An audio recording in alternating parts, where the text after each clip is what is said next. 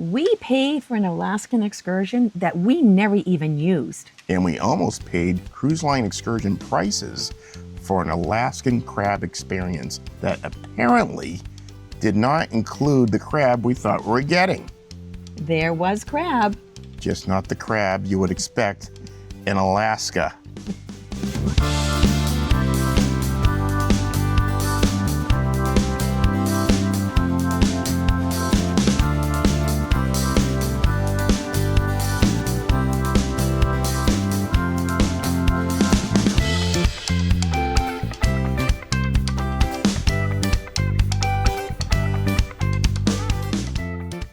Alaska excursions can be incredible, but they can also be expensive, weather dependent, and very different from what you pictured from when you booked it. So before you start handing the cruise line hundreds of dollars, Or thousands. yes, especially if there's a helicopter involved, here are the 5 Alaska cruise excursion mistakes we learned the hard way. And the final mistake may be the most important because it determined whether you come home failing like you experienced an Alaskan cruise or simply completed a list of activities. Welcome back to K&R Travel Journeys. I'm Kim. And I'm Rob. We share honest cruise reviews, travel experiences, and the lessons we occasionally learn after spending the money. Usually after spending the money. So let's begin with mistake number 5. On our previous Alaska trip, we had booked crab excursion through the cruise line. And when people hear Alaska crab excursion, what type of crab do you picture? Well, I picture king crab. How about yourself? Exactly. Big Alaskan king crab legs that kind of require tools, determination, and possibly a second mortgage. Before our scheduled excursion, we decided to visit Tracy's King Crab Shack in Juneau. So just to clarify, this is the first time we went to Tracy's King Crab Shack. We ordered actual crab, had our crab fix, and returned to the ship completely satisfied. Very satisfied. They gave us so much crab that we had extra. I felt guilty throwing it out. Because we had already eaten, we decided to cancel the cruise line excursion. Yeah, I think that excursion was actually in Ketchikan.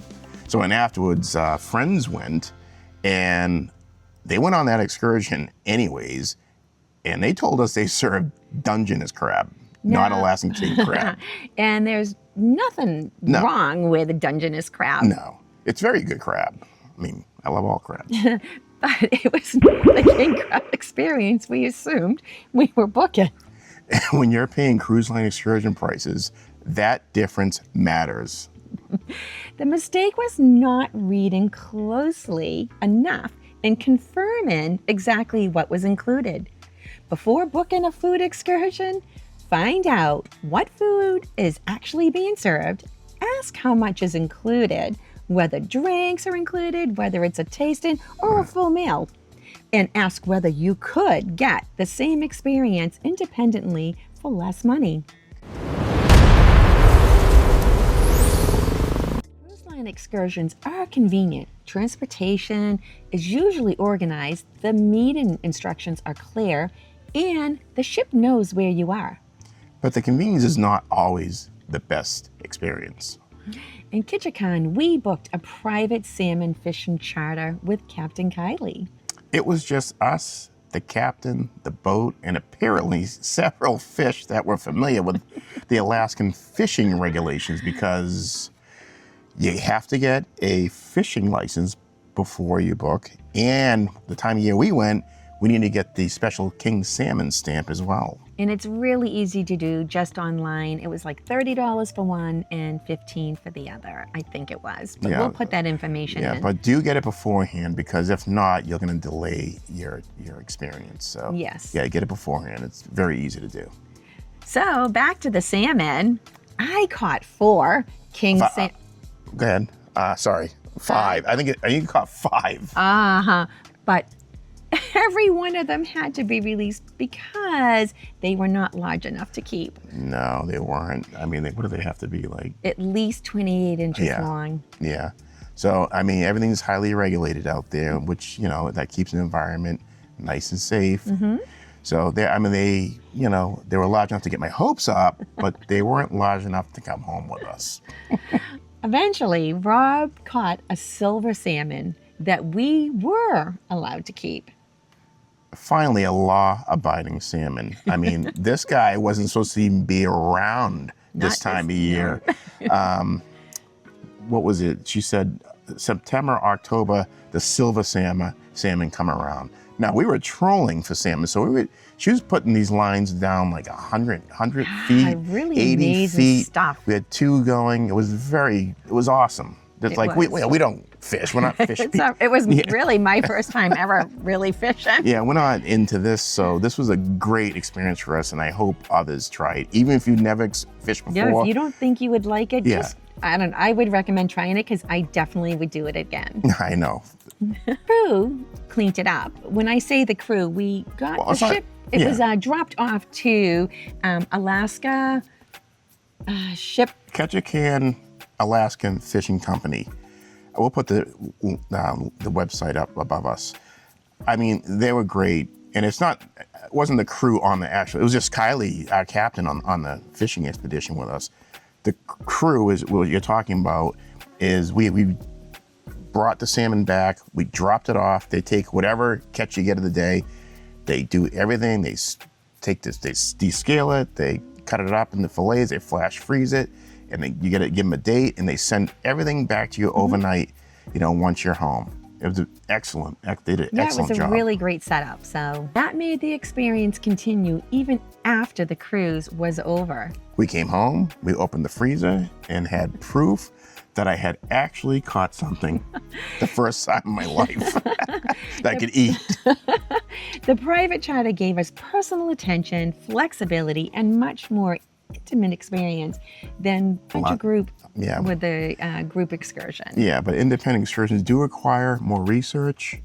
I would say before booking one, check recent reviews, the cancellation policies, the meeting locations, and the transportation arrangements. I mean, the meeting location for this was perfect. It was right off. It was right off the ship. We got right off the ship and walked right to the boat. Also, check how much time you have before the ship leaves and what happens if the ship arrives late.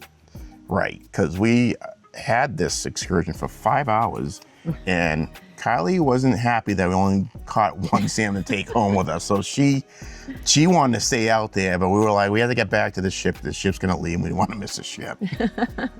I mean, we're not saying never book through the cruise line. Yeah, we booked plenty of cruise line excursions. We're just saying don't stop the research there. Sometimes the most memorable Alaskan experiences may be offered by a small local operator rather than the cruise line. Because you get these different types of experiences that you don't get, when you're in a large group. Like one experience we had a visitor and a group of visitors in the beginning. The United States Coast Guard. Which was like, what's going on? It was Kylie's first experience, and of course our first experience. We're like, what the heck is going on here? She was so positive about it. She was actually really excited. I mean, she's young. She's like 28 years old. Her experience in life is just amazing. She really inspired us as we're older just to you just keep going and you just take everything. But the Coast Guard came on. They boarded our vessel.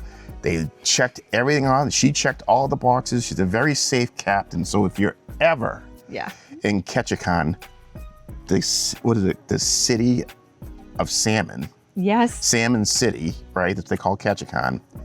Check Kylie out at Alaska Shore Excursions. Yeah. So she's there with them now, and if she's still there, I would recommend. I want Kylie. Highly recommend. She was great. Because the day was awful. It was all rain. 55 degrees, raining. But windy. She made it so fun, and she was so into it. And the vessel was great, too, because it was covered. There was a section that was covered, too, so we weren't You could step in if you got too cold or too wet. Yeah, so it was really nice. But it was really great experience. Yeah, highly recommended. for sure. Definitely.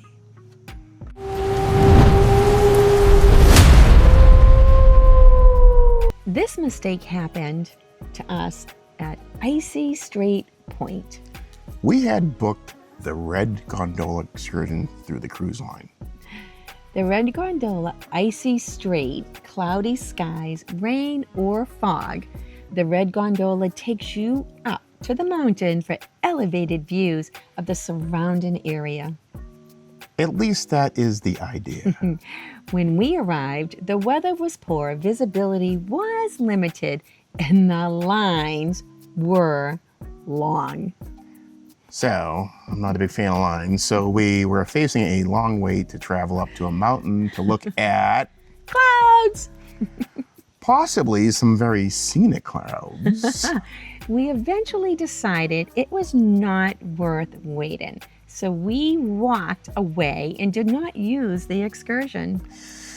We sure didn't, which meant we also walked away from the money we had paid. That experience taught us to apply what we now call the weather value test. We actually just, Kim just made that name up. Yes, but it works. Before booking a scenic excursion, ask, would this still be enjoyable in the rain, fog, wind, or poor visibility? If the entire value of the excursion depends on seeing a spectacular view, the weather can determine whether it feels like it's worth the money. That does not mean you should avoid scenic excursions. Alaska is one of the most beautiful destinations in the world. But you should understand how dependent the experience is on clear conditions. A museum, food tour, or cultural experience may still operate almost normally in the rain. A mountaintop viewpoint in heavy fog may offer an excellent view of the person sitting 3 feet in front of you. Check the forecast, understand what the excursion involves, and decide how comfortable are you taking the risk. I mean, the thing is like, we got off the ship, we get there, there's a green gondola and the red gondola, right? And both of them had lines. Both of them did. You know what I mean? There was nothing like, we didn't pull right into the actual town of Juneau. Right. Right. So the Icy Strait name. That was the name given by the cruise ships. I think so. Yeah, I the think companies. somebody had told us that. And it was someone who actually worked.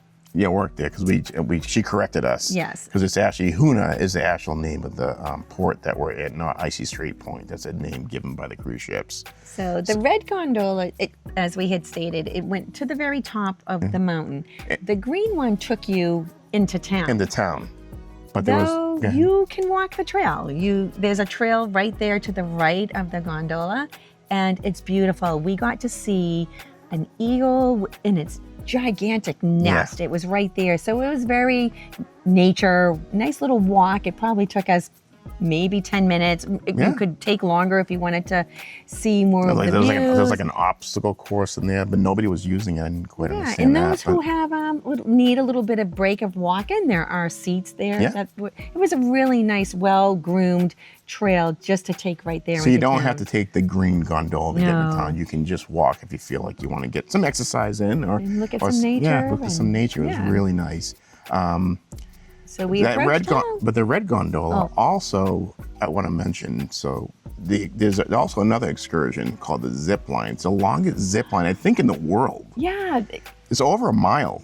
And the red gondola gets you up to that. So if we were doing that, we would probably Definitely go would up have had there. to do that. Yeah. We would have, yes, if we paid for the zip line and Yeah. everything. The tickets weren't too much to take the gondola up itself. No, they were like $75 a piece, but the zip line was very expensive. Yes, so to lose the $70 Each. we were okay with. Some people may not be. So my honest recommendation is to just not do it through the cruise line. Just wait till you get there. You can go right up inside like a And building, purchase the tickets building right there, there. and purchase tickets right there. Just wait because you don't know what the weather's going to be like. It's Alaska, you know? I mean, keep in mind you might have lines doing that, but there were no lines for that. It was the lines To get on the gondola. get on the gondola. Yeah, but we got into Icy Strait Point, and I think we went to, what was the name of the restaurant? We went to the Duck Point Smokehouse? Yes, Duck Point Smokehouse, which It's was right, really nice. It's right new. on the It was bay. new for us. Yeah, well, yeah, it wasn't there before we went. It's right there on the bay, beautiful ambiance, and I mean, they had outdoor fire pits, they had indoor fireplaces. Yeah, it was and really nice. We actually experienced seeing 3 orcas. orcas, which Is unusual. yeah, once they went by, everybody, I'm talking in the orcas, everybody ran out out of the and took a look, restaurant. taking pictures and everything, because orcas aren't usually there. Yeah, it was pretty amazing. one of the sometimes people you that just worked there get was lucky telling with us. that stuff. Yeah. And it was also really great to meet other guests from the different ships that were in that port. Yes. So we kept running into that throughout the trip, but it's always nice to get people's different perspectives on their different cruise ships. Yeah. lines and where they're coming from. So it was really a lot of fun. Really nice. So, you know, you can just go to Icy Strait Point or Huna and just walk to the town and just walk around. It's cool. It's just a lot of shopping. Just There's enjoy not it. a ton to do, Relax. but it's just beautiful. Yeah, Yeah, definitely. for sure. This mistake is related to the gondola experience, but the lesson is different. Many travelers assume that if the weather is bad, the excursion will automatically be canceled. That is not always what happens.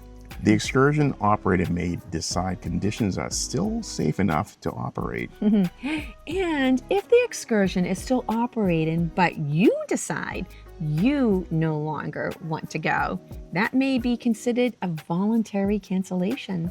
Which is a polite way of saying, You are not getting your money back. there it is. That is what happened with us with the Red Gondola. It was operating, but because the weather and the long lines, we made the decision not to use it. The gondola did not cancel us.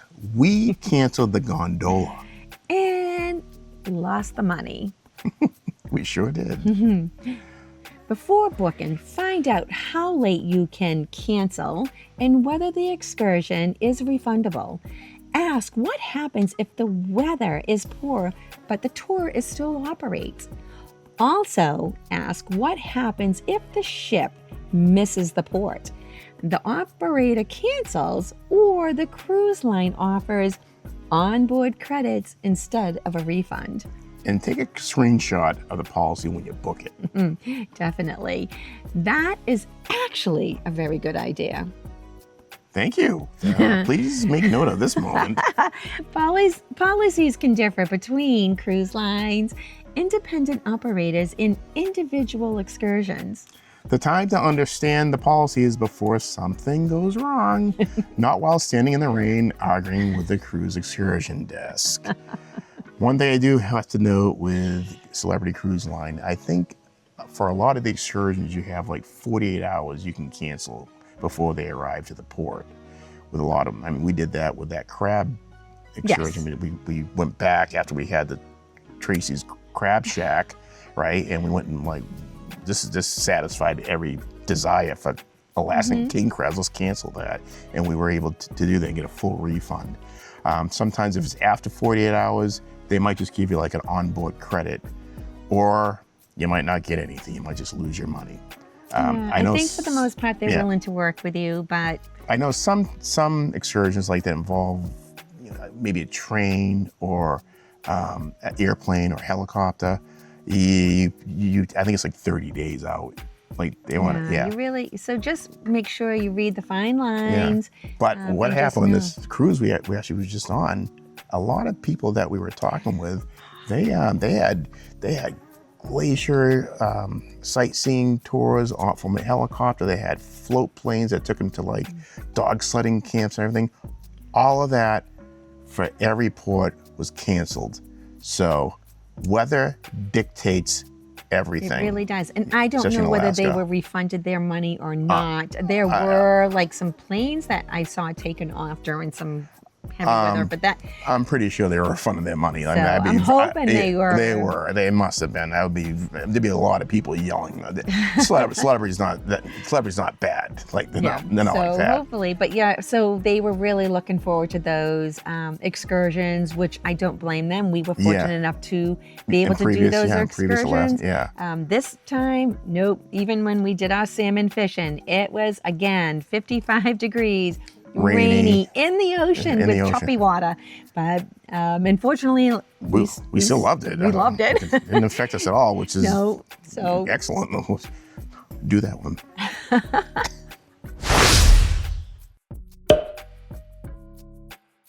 Here it is, our number one mistake. Our number one mistake is starting with excursion list instead of starting with the experience. Cruise lines, they give you dozens of options in every port. And when you scroll through all of them, it is easy to start choosing based on the title, the photographs, and what appears to be most popular. Or whichever has, availability left after you spend 2 hours reading descriptions. It may go quickly. Yeah. So, but before you book anything, ask yourself, what do you want actually to experience in Alaska? Do you want king crab? Do you want a personal fishing experience, dramatic scenery, wildlife, local history, adventure, or simply an easy, relaxing day? If you want king crab, book something that specifically says guarantees king crab. If you want personal attention, a private or small group excursion may be a better fit. And if you mainly want convenience and the security of booking through the ship, then the cruise line excursion may be worth paying more for. There is no single best excursion for everyone. The best excursion is the one that delivers the experience you personally came to Alaska hoping to have. Otherwise, you may spend a lot of money doing something that sounds impressive, but does not actually matter to you. And that is how you end up riding through the fog in the red gondola, eating the wrong crab, and wondering where your money went. We did not ride through the fog. That is true. We just paid for the possibility and opportunity. So, before booking your Alaska cruise excursions, check what's included, compare the private options, Yes. consider the weather, read the cancellation policies, choose the experience first. I mean, that's what you need to do, right? Yes. Read beyond the excursion title. Compare the cruise line option with reputable, independent. And most importantly, decide what you actually want to experience before you start spending the money. Because these, they can get expensive. They really can. Especially in Alaska. Alaska's like one of the top. Helicopter rides, Alaska's rides. Every excursion is very expensive. So you really need to dive deep. Yeah, just watch your YouTube videos. Yeah. Just research yourself and just enjoy it, because that's really part of the fun of your trip is the planning. Sure is. So now we would love to hear from you. Have you ever booked an excursion that turned out to be completely different from what you expected? Or is there an Alaska excursion that was worth every penny? And we especially want to know, king crab or Dungeness crab? Ooh, you are starting a crab argument. I like all crabs. I believe it's called audience engagement. Leave your experience in the comments, because it may help another traveler make a better decision. And if you're planning an Alaskan cruise, be sure to check out our whole Alaskan series. 7 Alaska cruise mistakes we learned the hard way, pre-cruise out of Vancouver. It covers several other important mistakes that can affect your entire Alaska vacation. If you enjoy this video, please give it a thumbs up and subscribe for more honest cruise and travel experiences. I'm Kim. And I'm Rob, and we're from K&R Travel Journeys. Thank you so much for tuning in. Until next time, bye. Bye-bye. Toodles!